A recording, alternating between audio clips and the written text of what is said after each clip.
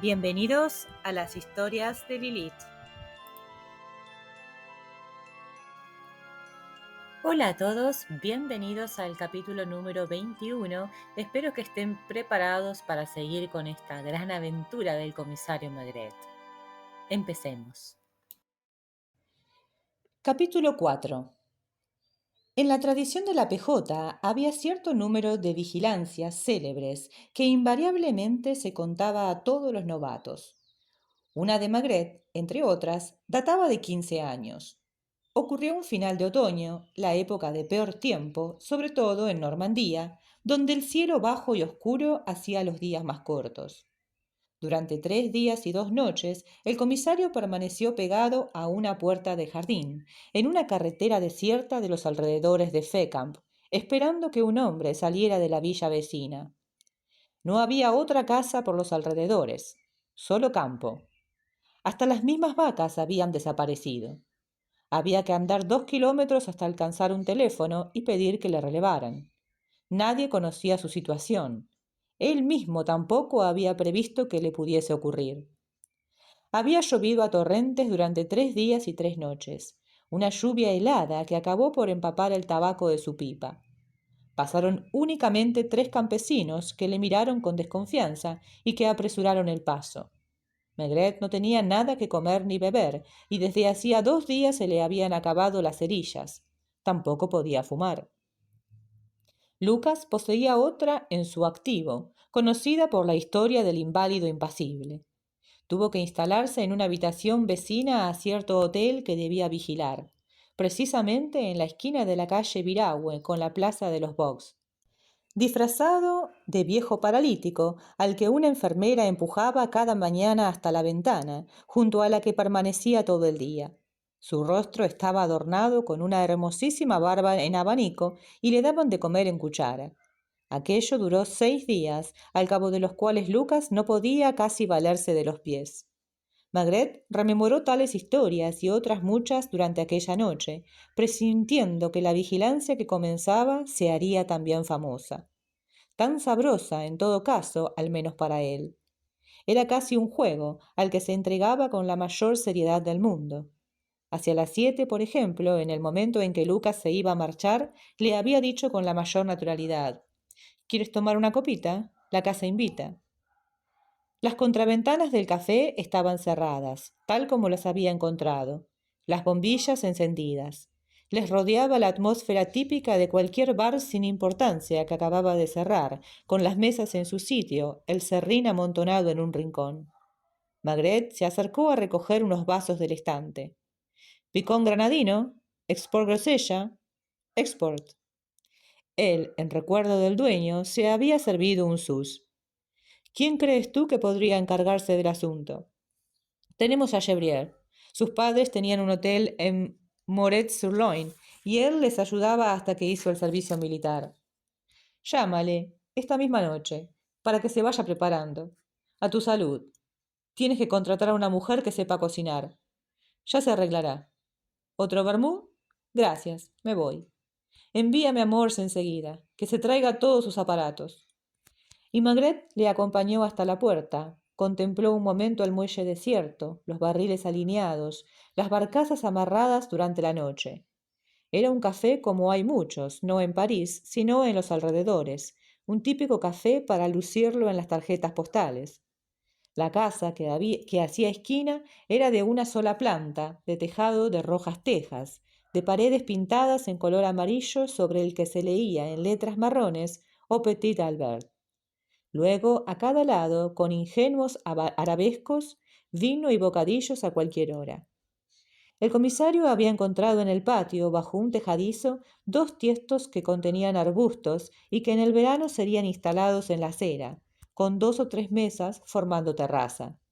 Ahora se encontraba solo en la casa vacía. Como hacía varios días que no se encendía el fuego, estaba fría, húmeda, y Maigret pisqueó varias veces en dirección a la estufa que se encontraba en el centro del café, cuyo tubo, negro y reluciente, recorría el espacio antes de perderse por una pared. ¿Por qué no, después de todo, si había un saco casi lleno de carbón? Bajo el mismo tejadizo del patio descubrió un montón de astillas junto a un hacha.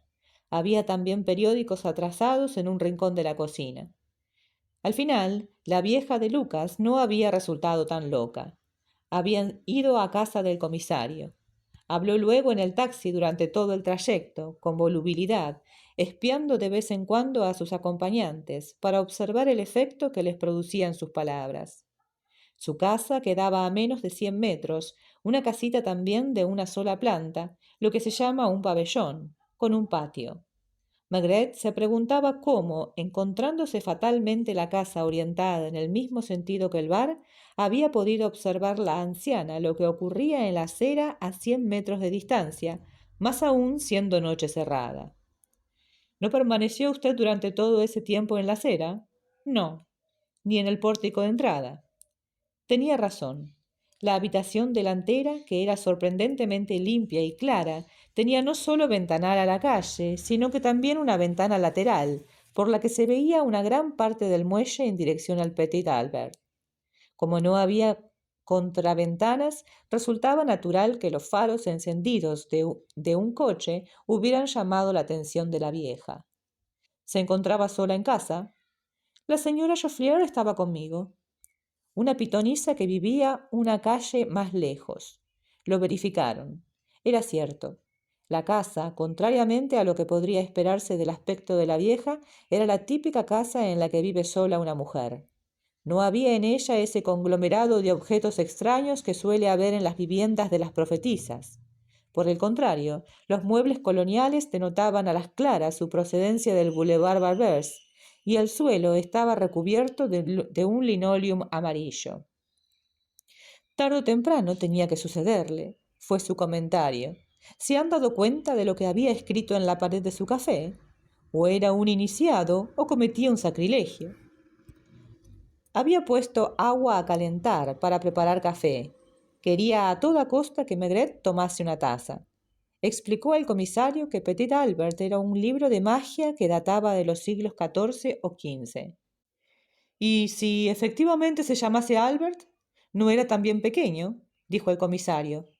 Muy pequeño, sí. Lo vi a menudo, pero no es una razón suficiente. Hay cosas con las que no se debe jugar. Hablando de la mujer de Albert, dijo, una morena grandota, bastante sucia, cuya cocina me daba asco y que olía constantemente a ajo. ¿Desde cuándo permanecen cerradas las contraventanas? No lo sé. Tuve que guardar cama con gripe el día siguiente de ver el auto. Cuando me levanté, el café estaba cerrado y pensé que se habían tomado un descanso. ¿Solían hacer ruido? No, no venía casi nadie. Los obreros de la grúa que está ahí, en el muelle, desayunaban en el bar. Algún marino que se acercaba al mostrador a echar un trago. Luego quiso saber los periódicos en los que aparecería su fotografía. Prohíbo terminantemente que se me tilde de simple echadora de cartas. Es como si a usted, comisario, le tratasen de sargento de tráfico. No me ofendería. Yo, en cambio, lo tomaría muy a pecho. En fin, no tuvieron más remedio que beberse el café. Luego se acercaron a la casa de la esquina, Lucas y él. Fue Lucas quien giró maquinalmente el picaporte de la puerta y se encontró con que ésta estaba abierta. Resultaba curioso comprobar que el bar había permanecido abierto durante 4 días sin que faltase aparentemente la menor cosa. Las botellas permanecían intactas en los estantes y el dinero en la caja. Las paredes estaban pintadas de marrón hasta 1 metro del suelo, aproximadamente, y de verde pálido por encima. En ellas lucían colgados los almanaques publicitarios que se ven en todos los bares de provincias. En el fondo, el Petit Albert no había sido mucho más parisino, o mejor aún, como la mayoría de los parisinos, había conservado costumbres provincianas. Se adivinaba que aquel café estaba arreglado a su gusto, con una especie de amor, lo que le daba un gran parecido con cualquier bar del pueblo francés. Lo mismo ocurría con la alcoba, arriba, porque Maigret, con las manos en los bolsillos, había recorrido toda la casa. Lucas le había seguido, divertido, porque el comisario, que se había quitado el sombrero y el abrigo, parecía estar tomando posesión de un nuevo domicilio. Al cabo de media hora se encontraba ya como en su casa y hasta se paseaba de vez en cuando detrás del postrador. Lo que sabemos con certeza es que Nine se ha ido. La habían buscado desde la cueva al granero, registrando incluso el patio y el jardín, repleto de cascos de botellas vacíos. ¿Qué piensas de todo esto? No sé qué decir, jefe. El café solo tenía 8 mesas, 4 contra la pared, 2 enfrente y las 2 restantes en el centro junto a la estufa. Una de estas 2 era blanco de las miradas de ambos policías, pues el suelo de madera a sus pies había sido cuidadosamente fregado. Solo cabía una explicación, para borrar manchas de sangre. Pero ¿quién había retirado el cubierto de la víctima? ¿Quién había fregado el suelo y lavado los platos? ¿Volverían después? Había un detalle curioso en todo eso. Al entrar, encontraron sobre el mostrador una sola botella descorchada que el comisario había procurado no tocar, en tanto que el resto de la casa permanecía en perfecto orden. Era una botella de coñac y era fácil suponer que aquel o aquella que se hubiera servido de ella habría bebido a gollete. Los desconocidos visitantes habían subido a la alcoba. Habían registrado todos los cajones, cuyo contenido aparecía en un desorden total, y luego los habían vuelto a cerrar. Lo más extraño era que los 2 marcos colgados de la pared, que debían de haber contenido fotografías, estaban ahora vacíos. El retrato que habían querido eliminar, sin embargo, no era el de Albert, pues éste aparecía fotografiado sobre la cómoda. Lucía un rostro redondo y alegre, con un tupé sobre la frente, que recordaba a un cómico, tal como había descubierto el dueño de la Caps du Beaujolais. Fuera se detuvo un taxi. Se oyeron pasos sobre la acera y Maigret acudió a abrir la puerta. «Entra», dijo a Moers, que traía consigo una maleta bastante pesada. «¿Has cenado? ¿No? ¿Quieres tomar un aperitivo?» Fue una de las veladas, una de las noches más curiosas de su vida. De vez en cuando se acercaba a observar a Moers, que había emprendido un trabajo de bastante envergadura, sacando huellas digitales de todas partes, desde la cocina hasta la alcoba, pasando por todas las habitaciones de la casa. El que cogió esta botella en primer lugar llevaba guantes de goma, pudo asegurar. Investigó también la madera del suelo correspondiente a aquel trozo que parecía lavado y retiró varias partículas de serrín. Maigret, por su parte, encontró en el cubo de basura restos de bacalao. Horas antes, el muerto no tenía aún nombre y únicamente representaba para Maigret una imagen bastante vaga. Ahora no solo poseía su fotografía, sino que el comisario vivía en su casa, entre sus muebles, curioseaba los vestidos que le habían pertenecido, manoseaba sus objetos personales. Nada más entrar había mostrado a Lucas, lleno de satisfacción, una americana casi nueva que coincidía exactamente con los pantalones del muerto. De forma que tenía razón. Albert había entrado en su casa y se había cambiado, como solía hacer. ¿Crees, querido Moers, que no ha venido nadie por aquí desde hace días? Juraría que hoy mismo ha venido alguien, respondió el joven, tras examinar las huellas de alcohol sobre el mostrador, junto a la botella descorchada. Era posible. La casa estaba abierta a todo el mundo, aunque los transeúntes no lo supiesen. A nadie se le ocurre girar el picaporte de una puerta cuando se ven cerradas las contraventanas. Buscaban algo, ¿eh? Esa es mi opinión. Debía tratarse de algo diminuto, parecido a un papel, porque habían abierto hasta una cajita minúscula, un estuche de pendientes. La cena que hicieron Morris y Maigret sentados frente a frente en una de las mesas del café resultó divertida. Maigret se encargó del servicio. Había encontrado en la cocina salchichas, queso de Holanda y latas de sardinas. Bajó al sótano y sacó vino de un tonel, espeso y áspero. Había también botellas precintadas, pero no las tocó. «Se queda, jefe». «Ya lo creo. No vendrá nadie esta noche, probablemente, pero no tengo ganas de volver a casa». «¿Quiere que me quede con usted?» «Gracias, muchacho. Prefiero que te marches enseguida para llevar a cabo tu análisis». Moers no se olvidaba de nada, incluido el cabello de mujer encontrado en un cepillo, sobre la cómoda de la alcoba. Se oían pocos ruidos del exterior. Los transeúntes eran contados. De vez en cuando, sobre todo después de medianoche, pasaba un camión procedente de las afueras, en dirección al mercado de Halles. Maigret había telefoneado a su mujer. ¿Te has preocupado de no coger frío? He encendido la estufa y me acabo de preparar un ponche. ¿No piensas dormir en toda la noche? Claro, puedo elegir entre una cama y un sillón. ¿Están limpias las sábanas? Hay algunas limpias en el armario de la alcoba.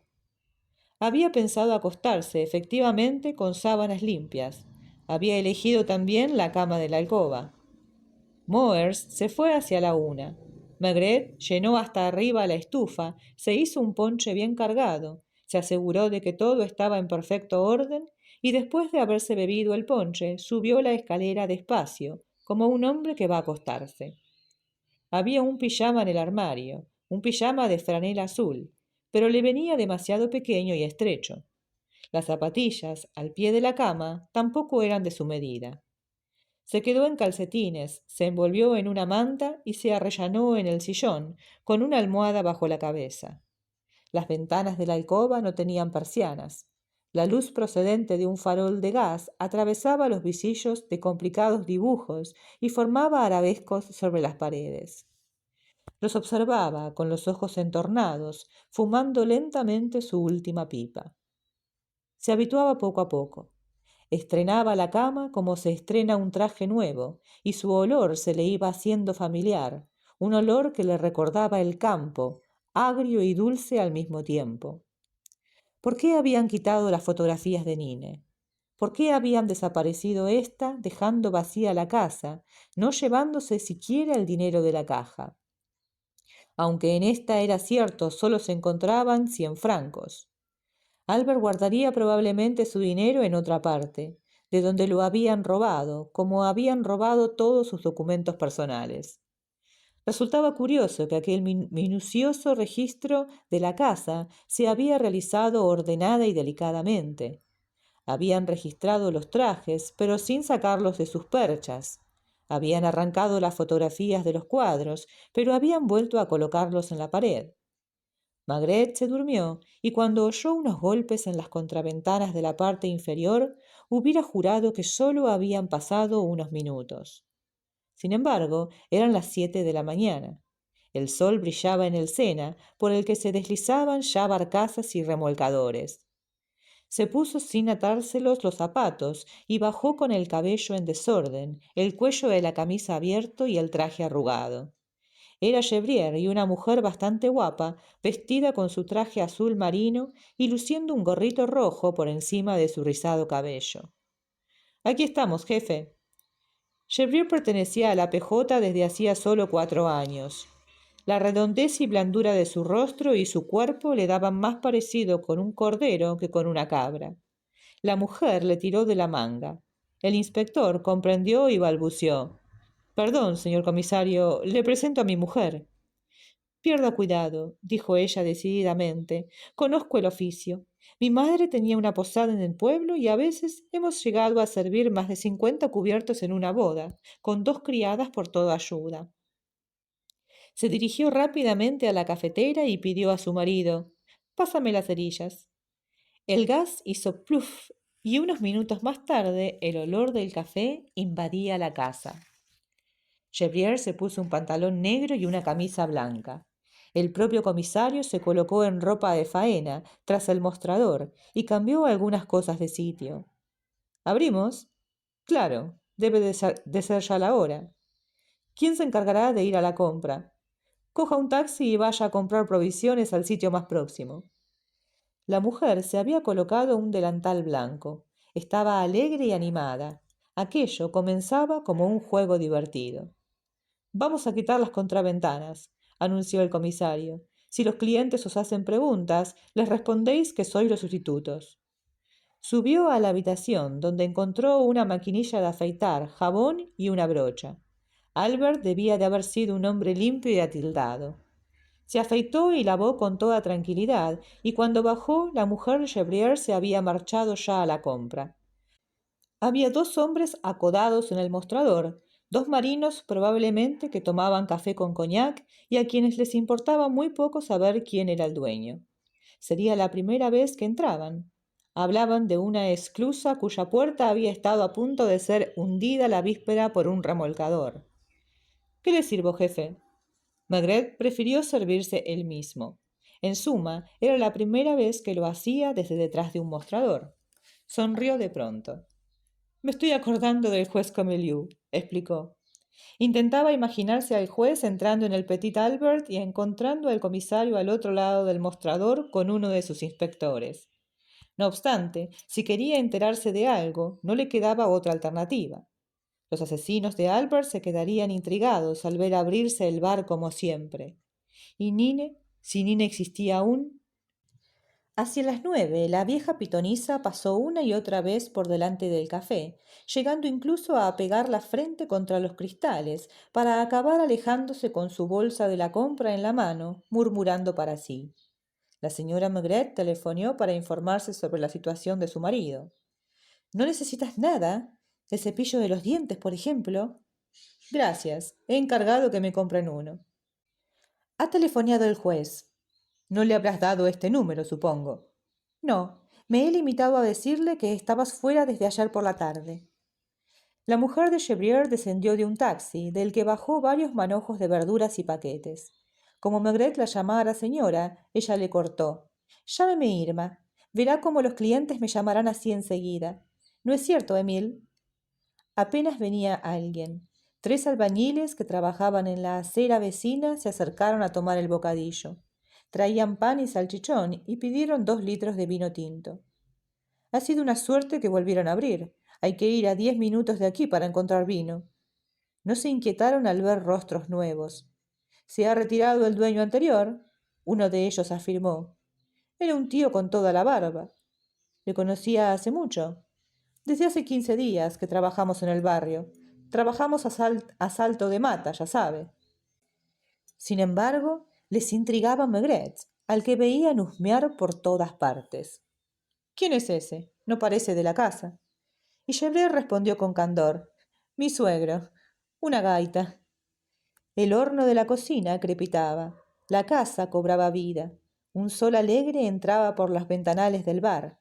Gevrey, con las mangas recogidas y sujetas con una goma negra, barrió el suelo. Sonó el teléfono. Es para usted, jefe. Es Moers. El pobre Moers no había dormido en toda la noche. Aparte de las huellas, no había tenido mucho éxito. Había huellas en todas partes, lo mismo en las botellas que en los muebles. Pero la mayoría eran viejas y estaban superpuestas sin orden ni concierto. Las más claras, que había pasado al servicio antropométrico, no correspondían a ninguna ficha. Han trabajado por toda la casa con guantes de goma. Solo ha habido una cosa que haya dado resultado positivo: el análisis del serrín. Había restos de sangre. ¿Sangre humana? Lo sabré dentro de una hora, pero estoy casi seguro. Lucas, que aquella mañana había estado bastante ocupado, apareció a eso de las 11, optimista, y Maigret observó que había elegido una corbata clara. «Un ex por grosella», gritó, con un guiño a su colega Gevrey. Irma había colgado a la puerta una pizarra en la que había escrito con tiza, bajo las palabras plato del día, fricandó con acederas. Se la oía ir y venir, atareada, y seguramente no habría cambiado su puesto aquel día por nada del mundo. «Subamos», dijo Maigret a Lucas. Se sentaron en la alcoba junto a la ventana. La abrieron, pues el día era tan hermoso que lo permitía. La grúa funcionaba en el muelle, extrayendo barriles de una barcaza. Se oían pitidos, el chirriar de cadenas y continuamente sobre el agua espesa el ajetreo de remolcadores jadeantes. Se llama Albert Rochain. Fue a indirectos. Sacó la licencia hace 4 años. ¿Has podido encontrar el nombre de su mujer? No, la licencia solo figura a su nombre. He estado en el ayuntamiento, pero no me han podido facilitar ningún informe. Si estaba casado, fue antes de llegar al barrio. ¿Y en la comisaría? Nada. Era un bar tranquilo, al parecer. La policía no tuvo que intervenir nunca. La mirada de Maigret se posaba sin cesar en el retrato de su muerto, que sonreía siempre desde la cómoda. Quizá Gevrey saque algo más con los clientes. ¿Se queda aquí? Podemos comer abajo, como si fuéramos clientes. No hay noticias por parte de Jambier o de Torrens. Continúan sus pesquisas. Si puedes localizarles por teléfono, diles que investiguen sobre todo por Vincennes. Más vueltas sobre los mismos puntos, en esta ocasión el hipódromo de Vincennes, que estaba exagerando un poco en el mismo barrio. Albert, como el propio Maigret, era un hombre de costumbres. ¿No se extraña la gente al ver el bar abierto? No mucho. Hay vecinos que se acercan a echar un vistazo desde la acera. Se imaginan que Albert ha traspasado el negocio. Al mediodía se encontraban los dos sentados junto a la ventana y la propia Irma les servía. Algunos clientes mecánicos de la grúa en especial ocupaban las otras mesas. ¿Liquidó el negocio Albert? Preguntó uno de ellos a Gevrieres. Se ha ido al pueblo por una temporada. ¿Y usted le sustituye? ¿Se llevó con él a Nine? Menos mal. Se acabó el ajo. No es que sea malo, pero luego huele uno a ajo todo el día. El hombre tiró un pellizco a Irma al pasar y Gevrieres no rechistó, ni siquiera al tropezar con la mirada irónica de Lucas. Un buen tipo, ya lo creo, si no se hubiera enviciado tanto con las carreras. Lo que no comprendo es cómo han tenido cerrado 4 días sin contaban ya con un sustituto. Hemos tenido que ir hasta el puente de Charenton para encontrar un sitio donde comer. No, amigo, yo nunca tomo camembert. De bola, siempre. Y para Jules Roquefort. Estaban intrigados, se hablaban en voz baja. Irma les interesaba especialmente. Gevrieres no aguantará mucho tiempo, murmuró Lucas al oído de Maigret. Está casado desde hace solo 2 años, y si los tipos continúan teniendo la mano larga con su mujer, él va a poner la suya en la cara de alguno. No era para tanto. Sin embargo, cuando el inspector se acercó para darles de beber, dijo con firmeza: «Es mi mujer». «Enhorabuena, chico. No te preocupes. Fíjate en nosotros, tan tranquilos». Todos se echaron a reír.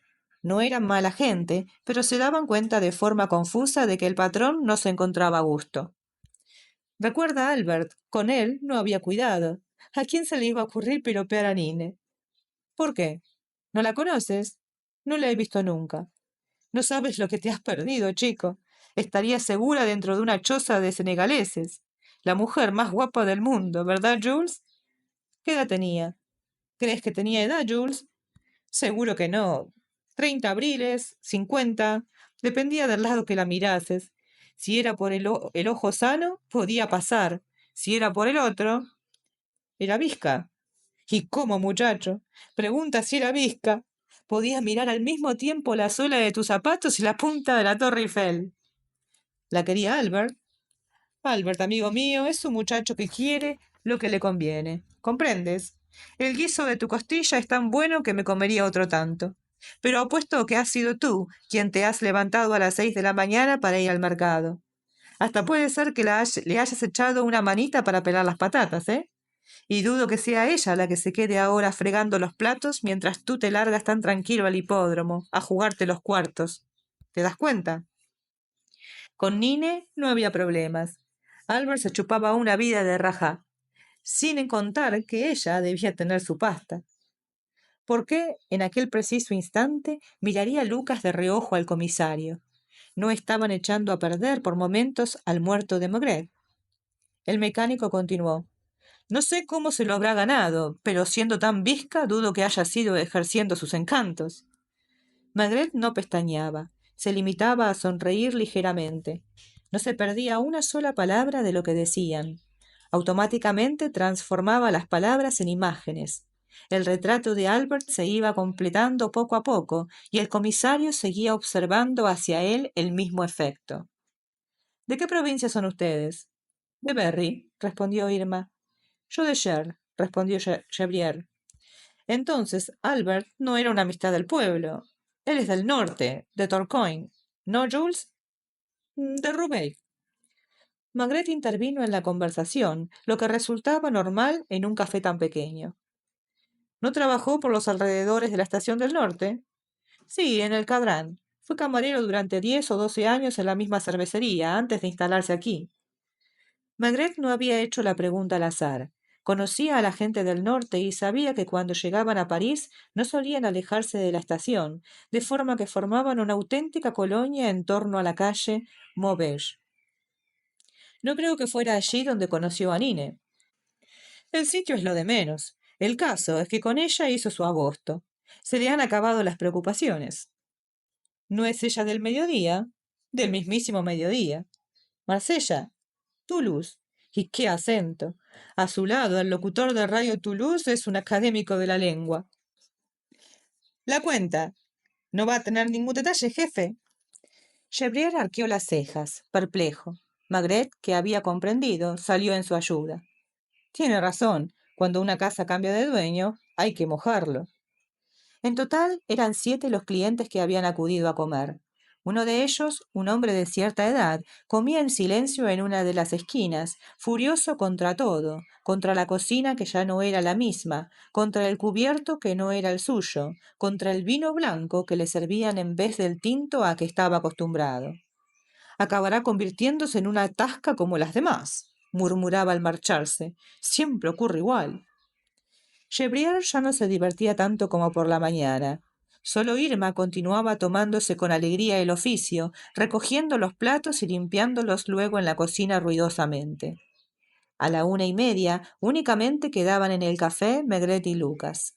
Comenzaron las horas muertas durante las cuales apenas asomaba por allí ningún bebedor, algún transeúnte que tenía sed o una pareja de marinos que esperaban a que la embarcación estuviese cargada. Maigret fumaba a cortas bocanadas, repatingado. Había comido mucho, quizá en obsequio de Irma. Un rayo de sol calentaba una de sus orejas y el comisario parecía adormilado cuando de pronto uno de sus zapatos se posó significativamente sobre el pie de Lucas. Un hombre acababa de pasar por la acera. Había mirado con atención al interior del café y luego se alejó. Pareció dudar, dio media vuelta y acabó acercándose. Era de talla mediana, no llevaba sombrero ni boina, tenía el cabello pelirrojo, pecas en el rostro y los ojos claros. Giró el picaporte y entró, dudando aún. Sus movimientos parecían ágiles y sus gestos estaban cargados de una extraña prudencia. Calzaba zapatos muy usados que no habían recibido una limpieza desde hacía varios días. Su traje gris parecía muy gastado y llevaba la camisa sucia, con el nudo de la corbata suelto. Recordaba a un gato entrando con precaución en una habitación desconocida, observando a su alrededor, olfateando cualquier peligro. Debía ser de una inteligencia menos que mediocre. Los tontos de los pueblos tenían a menudo aquellos mismos ojos, en los que se leía únicamente el instinto y la desconfianza. Lucas y Maigret le intrigaban, seguramente. Avanzó hacia el mostrador sin dejar de observarles y golpeó el zinc con una moneda. Gebrier, que comía en el interior de la cocina, apareció inmediatamente. ¿Qué va a hacer? El hombre volvió a dudar. Parecía ronco. Emitió un gruñido, renunció luego a hablar y señaló la botella de coñac que se encontraba en un estante. Ahora observaba fijamente a Gebrier. Había algo que no comprendía y que sobrepasaba su entendimiento. Maigret, impasible, hacía señas a Lucas con el pie por debajo de la mesa. La escena fue breve, aunque pareció muy larga. El hombre entregó la moneda con la mano izquierda, mientras con la derecha se llevaba el coñac a la boca y se lo bebía de un trago. El alcohol le provocó tos. Los ojos se le empañaron. Arrojó algunas monedas más sobre el mostrador y salió con rápidas zancadas. Una vez fuera, se dirigió hacia el muelle de Bercy y desapareció tras la esquina. Síguele, indicó Maigret a Lucas. Mucho cuidado con él. Lucas se precipitó fuera. El comisario pidió a Gebrier. Llama un taxi, rápido. El muelle de Bercy era recto y largo, sin calles transversales, y con un poco de suerte podría alcanzar al hombre en coche antes de que lograra escaparse de Lucas. Bueno, qué maravilla de capítulo. Vamos a pensar un poco todo lo que acabamos de recibir de información. Después de la lectura siempre es recomendable pensar un poco qué pasó, ¿no? Por un lado, creo que me llamó la atención cómo trabaja Maigret. A pesar de que ya sabemos por los otros dos cuentos su estilo de trabajo, en este creo que destaca bastante qué arduo que es el trabajo suyo, ¿no? Qué complicado. Desde el momento en el que se acuerdan cuando comienza la historia, que empiezan a describir ellos las aventuras, ¿no?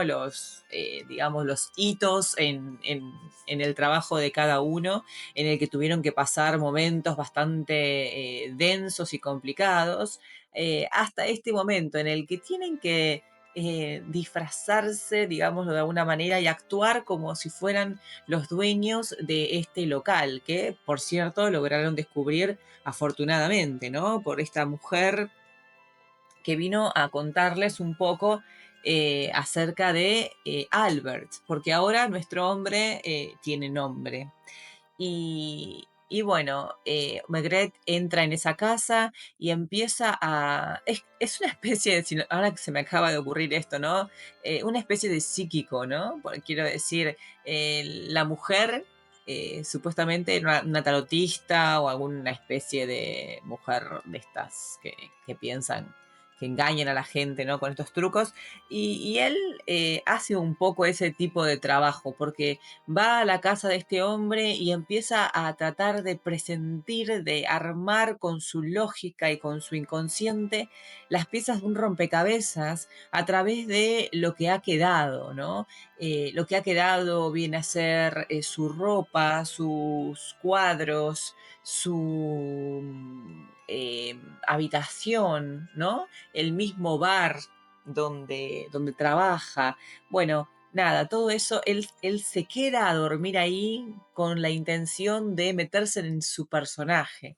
Y creo que todo eso es sumamente admirable y bueno, y también, como venía diciendo, un arduo trabajo, ¿no? Imagínense que hasta involucran a la mujer del otro detective.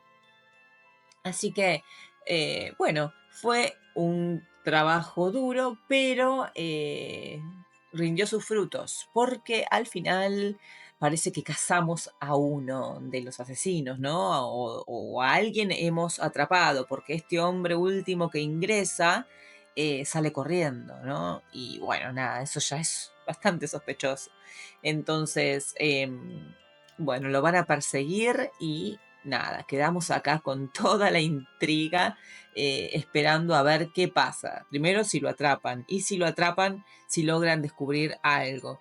Parece que es un hombre peligroso porque, bueno, Magret le dice, cuidado, andá pero con cuidado.